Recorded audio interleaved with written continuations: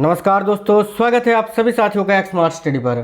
साथियों, आज 7 मई 2026 RRB NTPC under graduate का पेपर था। आज के इस वीडियो में आज के सेकंड शिफ्ट में पूछे गए 100% रियल और ऑथेंटिक क्वेश्चंस को देखेंगे। सारे क्वेश्चंस मिल गए हैं, तो जितने भी साथी लोग आज पेपर देकर आए थे मिला लीजिए, और जिनका पेपर अभी बाकी है आप हमें इस वीडियो के नीचे कमेंट बॉक्स में कमेंट करके जरूर बता दीजिएगा। क्लास आपको बिल्कुल फास्ट करवाएंगे क्योंकि ज़्यादा क्वेश्चंस हैं और आपको कम समय में भी कराने हैं। एक क्वेश्चन था, गंगाई कोंड चोल की उपाधि दक्षिण भारत के किस शासक ने धारण की थी। तो देखिए, गंगाई कोंड चोल की उपाधि जो है दक्षिण भारत के किस शासक ने धारण की थी। करेक्ट होता राजेंद्र चोल प्रथम ने। तो राजेंद्र प्रथम आपको ऑप्शन में दिया हुआ था, जो कि आपका करेक्ट आंसर हो जाता। देखिए, राजेंद्र चोल प्रथम राजाराज चोल प्रथम के पुत्र थे। उन्होंने गंगा नदी तक सफल विजय अभियान चलाया था। गंगा क्षेत्र पर विजय प्राप्त करने के बाद उन्होंने गंगाई कोंड चोल की उपाधि धारण की थी। गंगाई कोंड का अर्थ होता है गंगा को जीतने वाला। ठीक है, इन्होंने गंगाई कोंड चोलपुरम नामक नई राजधानी बसाई थी। चोल साम्राज्य अपनी शक्तिशाली नौसेना के लिए प्रसिद्ध थी। इसके अलावा राजेंद्र चोल प्रथम ऐसे दक्षिण भारतीय शासक थे जिन्होंने अपनी सेना को गंगा नदी तक पहुंचाया था। एक सवाल था, भारत की प्रथम महिला शासिका रजिया सुल्तान का कार्यकाल क्या था। तो देखो, करेक्ट आएगा 1236 से 1240। आई होप आप सभी ने बिल्कुल करेक्ट किया होगा।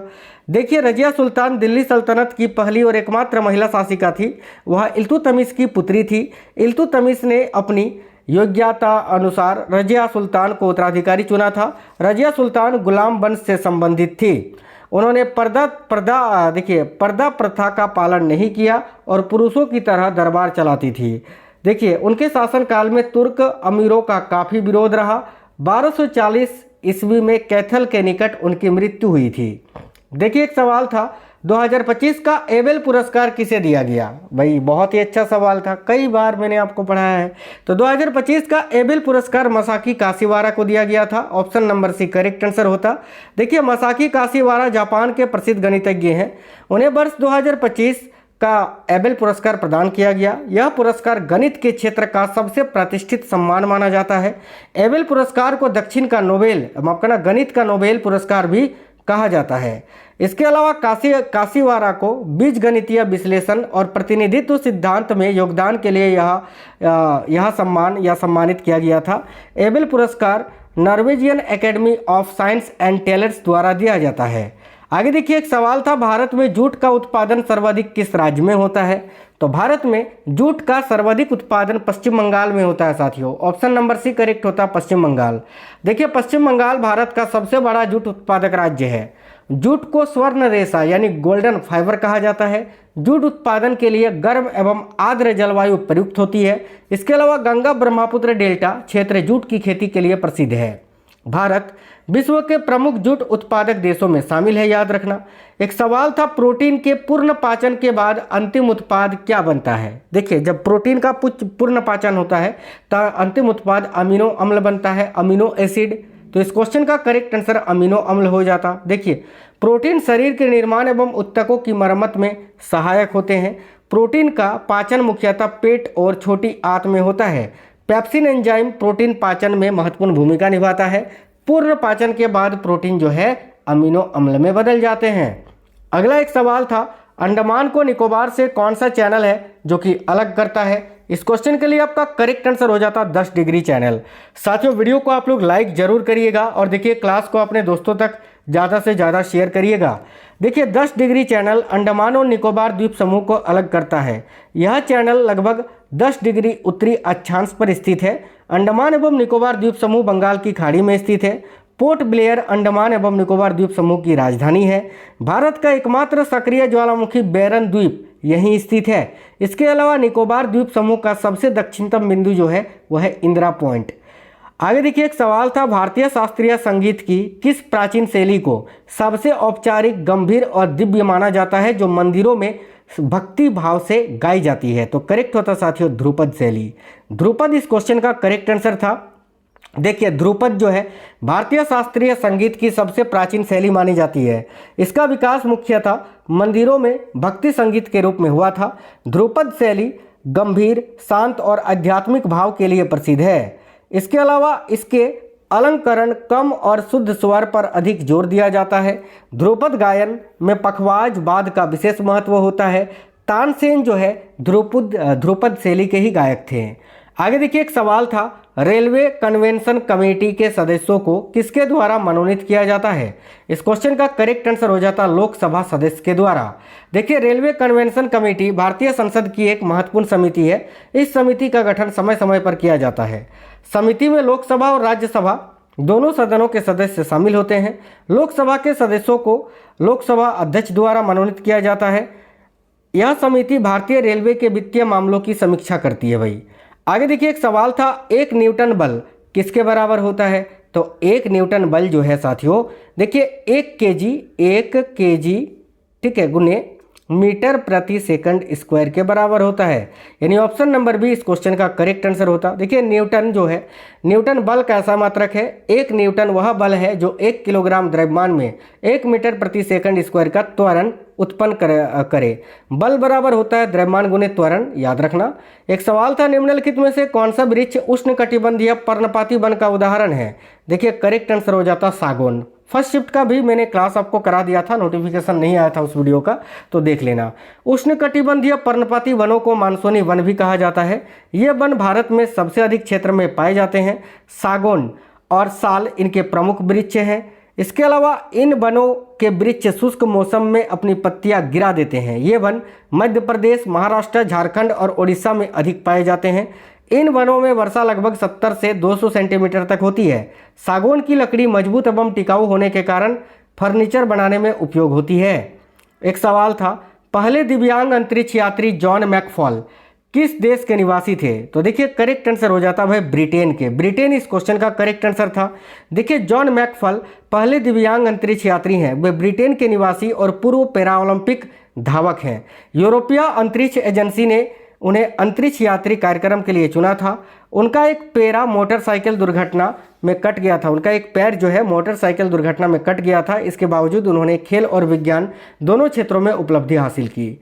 आगे देखिए एक सवाल था, भारतीय संविधान का कौन सा अनुच्छेद यह प्रावधान करता है कि यदि कोई भारतीय नागरिक स्वेच्छा से किसी विदेशी राज्य की नागरिकता प्राप्त कर लेता है तो उसकी भारतीय नागरिकता समाप्त हो जाएगी? तो भाई इसका उल्लेख अनुच्छेद 9 में किया गया है। ऑप्शन नंबर सी करेक्ट होता। ठीक है, अनुच्छेद 9 जो है भारतीय नागरिकता समाप्ति से संबंधित है। देखिए यदि कोई व्यक्ति स्वेच्छा से किसी विदेशी देश की नागरिकता लेता है तो उसकी भारतीय नागरिकता स्वतः ही समाप्त हो जाती है। यह प्रावधान एकल नागरिकता के सिद्धांत को मजबूत करता है। भारतीय संविधान में नागरिकता से संबंधित प्रमुख प्रावधान अनुच्छेद 5 से 11 तक में और भाग 2 में दिया गया है, याद रखना। एक सवाल था, यूएनडीपी का पूर्ण रूप क्या होता है? तो देखिए यूएनडीपी का फुल फॉर्म होता है यूनाइटेड नेशंस डेवलपमेंट प्रोग्राम। यानी ऑप्शन नंबर ए इस क्वेश्चन का करेक्ट आंसर होता। यूएनडीपी का मुख्यालय जो है वो न्यूयॉर्क में स्थित है। यह संयुक्त राष्ट्र की एक विकासात्मक एजेंसी है। इसकी स्थापना 1965 में हुई थी। यूएनडीपी का मुख्य उद्देश्य गरीबी उन्मूलन और सतत विकास को बढ़ावा देना है। यह देशों को तकनीकी और विदेशी आर्थिक सहायता प्रदान करता है। एक सवाल था, सीडी का फुल फॉर्म क्या होता है?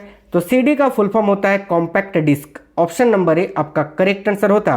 आगे देखिए साथियों, एक सवाल था, अंतर्राष्ट्रीय श्रम संगठन के 2025 के आंकड़ों के अनुसार भारत में सामाजिक सुरक्षा कवरेज बढ़कर कितना प्रतिशत हो गया है? देखिए राइट होता 64.3%। एक्स्ट्रा फैक्ट की बात करें तो आईएलओ के अनुसार भारत में सामाजिक सुरक्षा कवरेज में तेजी से वृद्धि हुई है। यह कवरेज 2015 में लगभग 19% थी, जो 2025 में बढ़कर 64.3 हो गई है। इसका मतलब लगभग 94 करोड़ लोग कम से कम एक सामाजिक सुरक्षा योजना से जुड़ चुके हैं। भारत इस उपलब्धि के साथ वैश्विक स्तर पर सामाजिक सुरक्षा कवरेज में दूसरे स्थान पर है। यह वृद्धि भारत सरकार की विभिन्न कल्याणकारी योजनाओं के कारण संभव हुई है। आगे देखिए एक सवाल था, भगवान श्री कृष्ण से संबंधित पुष्टि सेवा फाउंडेशन की स्थापना कब की गई थी? तो इसका करेक्ट आंसर हो जाता 2015 में। आगे देखिए साथियों, अगला सवाल जो था, निम्नलिखित में से कौन सा मंदिर है जो द्रविड़ स्थापत्य शैली का उदाहरण नहीं है? बृहदेश्वर मंदिर भी है, मीनाक्षी मंदिर भी है, रामेश्वर मंदिर भी है। कोणार्क का मंदिर या सूर्य मंदिर, ये जो है द्रविड़ स्थापत्य कला श्रेणी का उदाहरण नहीं है। तो ऑप्शन नंबर सी इस क्वेश्चन का करेक्ट आंसर हो जाता। देखिए द्रविड़ स्थापत्य शैली का विकास मुख्यतः दक्षिण भारत में हुआ है। बृहदेश्वर मंदिर और मीनाक्षी मंदिर द्रविड़ शैली के उत्कृष्ट उदाहरण है। रामेश्वर मंदिर भी द्रविड़ शैली में बना प्रसिद्ध मंदिर है। कोणार्क का सूर्य मंदिर उड़ीसा में स्थित है और नागर शैली का उदाहरण है। कोणार्क मंदिर को ब्लैक पैगोडा भी कहा जाता है। द्रविड़ शैली में ऊंचे गोपुरम, प्रवेश द्वार और विशाल प्रांगण प्रमुख विशेषता होती है। आगे एक सवाल था, भारतीय संविधान के अनुच्छेद 141 के अनुसार उच्चतम न्यायालय द्वारा घोषित कानून किस पर बाध्यकारी होगा? तो देखो इस क्वेश्चन का करेक्ट आंसर हो जाएगा साथियों सभी न्यायालयों पर। सभी न्यायालय, ऑप्शन नंबर सी करेक्ट है। देखिए अनुच्छेद 141 के अनुसार सुप्रीम कोर्ट द्वारा घोषित कानून पूरे भारत के सभी न्यायालयों पर बाध्यकारी होता है। इसे डॉक्ट्रिन ऑफ देखिए प्रेसिडेंट, न्यायिक पूर्व निर्णय सिद्धांत भी कहा जाता है। उच्चतम न्यायालय का निर्णय देश में कानून की तरह लागू होता है। निचली अदालतें सुप्रीम कोर्ट के निर्णयों का पालन करने के लिए बाध्य होती हैं। एक सवाल था, महिलाओं की स्थिति पर 69वें संयुक्त राष्ट्र आयोग का आयोजन कहाँ किया गया था? देखिए करेक्ट आंसर हो जाता जिनेवा में। जिनेवा इस क्वेश्चन का करेक्ट आंसर था। 69वां UN commission on the status of women वर्ष 2025 में आयोजित हुआ था। इसका आयोजन संयुक्त राष्ट्र मुख्यालय न्यूयॉर्क में किया गया था। आगे देखिए एक सवाल था, निम्नलिखित में से कौन सा अनवीकरणीय पदार्थ का उदाहरण है? तो कोयला आपके ऑप्शन में था, यही आपका करेक्ट आंसर होता। कोयला जो है यह साथियों अनवीकरणीय पदार्थ का उदाहरण है। देखिए अनवीकरणीय संसाधन वे होते हैं जो प्रकृति में सीमित मात्रा में पाए जाते हैं। ये संसाधन बनने में लाखों वर्ष लगते हैं, इसीलिए इन्हें जल्दी पुनः प्राप्त नहीं किया जा सकता। कोयला, पेट्रोलियम, प्राकृतिक गैस प्रमुख अनवीकरणीय ऊर्जा स्रोत हैं। कोयला का उपयोग मुख्यतः बिजली उत्पादन और उद्योगों में किया जाता है। सौर, पवन और जल ऊर्जा ये नवीकरणीय ऊर्जा स्रोत हैं। एक सवाल था, फराजी आंदोलन के संस्थापक और प्रमुख नेता कौन थे? तो इसका करेक्ट आंसर होता हाजी शरीयतुल्लाह। हाजी शरीयतुल्लाह इस क्वेश्चन के लिए आपका बिल्कुल करेक्ट आंसर था। साथियों देखिए फराजी आंदोलन की शुरुआत हाजी शरीयतुल्लाह ने 19वीं सदी में बंगाल में की थी। यह एक इस्लामी सुधार आंदोलन था। फराजी शब्द का अर्थ है इस्लाम में अनिवार्य कर्तव्यों का पालन करने वाला। इस आंदोलन का उद्देश्य इस्लाम को शुद्ध रूप में वापस लाना था। बाद में उनके पुत्र दादू मियाँ ने इस आंदोलन का नेतृत्व किया था। आगे देखिए एक सवाल था, भारत के राष्ट्रपति का इनमें से कौन सा कार्य नहीं है? तो भाई कानून बनाना। कानून बनाना जो है यह भारत के राष्ट्रपति का कार्य नहीं होता है। देखिए भारत के राष्ट्रपति देश के संवैधानिक प्रमुख होते हैं। राष्ट्रपति स्वयं कानून नहीं बनाते हैं, यह कार्य संसद द्वारा किया जाता है। राष्ट्रपति संसद द्वारा पारित विधेयक को स्वीकृति देते हैं। इसके अलावा एक सवाल था, एक लाइब्रेरी है जिसका उपयोग सीधे ब्राउजर या सर्वर में पीडीएफ फाइल बनाने में किया जाता है। ठीक है, तो निम्नलिखित में से कौन सा सॉफ्टवेयर पीडीएफ जैसे दस्तावेज बनाने या संपादित करने से सबसे निकटता से संबंधित है? तो एमएस वर्ड आपके ऑप्शन में दिया हुआ होगा, जो कि आपका करेक्ट आंसर था एमएस वर्ड। ठीक है, एक सवाल था, जब किसी किताब को टेबल पर खिसकाया जाता है तो उस पर कौन सा घर्षण बल कार्य करता है? ऑप्शन के अनुसार बनाना था। अगर आपके ऑप्शन में गतिज घर्षण दिया था तो यही करेक्ट आंसर होता। देखिए जब कोई वस्तु एक सतह पर पहले से चल रही होती है तो उस पर गतिज घर्षण बल कार्य करता है। किताब को टेबल पर खिसकाने के दौरान वह गति में होती है, इसीलिए यह गतिज घर्षण का उदाहरण है। स्थितिक घर्षण तब होता है जब वस्तु स्थिर होती है और उसे चलाने की कोशिश की जाती है। आगे देखिएगा एक सवाल था, नागरिकता संशोधन अधिनियम 2019 के तहत निम्नलिखित में से किस देश के प्रवासियों को भारतीय नागरिकता के लिए पात्र बनाया गया है? तो भाई बांग्लादेश, पाकिस्तान और अफगानिस्तान इस क्वेश्चन का करेक्ट हो जाता। देखिए CAA 2019 के तहत केवल 3 देशों के गैर मुस्लिम अल्पसंख्यकों को नागरिकता देने का प्रावधान है। ये देश है पाकिस्तान, अफगानिस्तान और बांग्लादेश। पात्र समुदाय की बात करें तो हिंदू, सिख, बौद्ध, जैन, पारसी और ईसाई यह अधिनियम मतलब कि यही धर्म के लोग केवल इसका लाभ उठा सकते हैं, ये गैर इस्लामिक यानी इस्लाम वाले नहीं। यह अधिनियम 31 दिसंबर 2014 से पहले भारत आए प्रवासियों पर लागू होता है। CAA में अवैध प्रवासियों को नागरिकता देने का प्रावधान है, लेकिन कुछ विशेष शर्तों के साथ।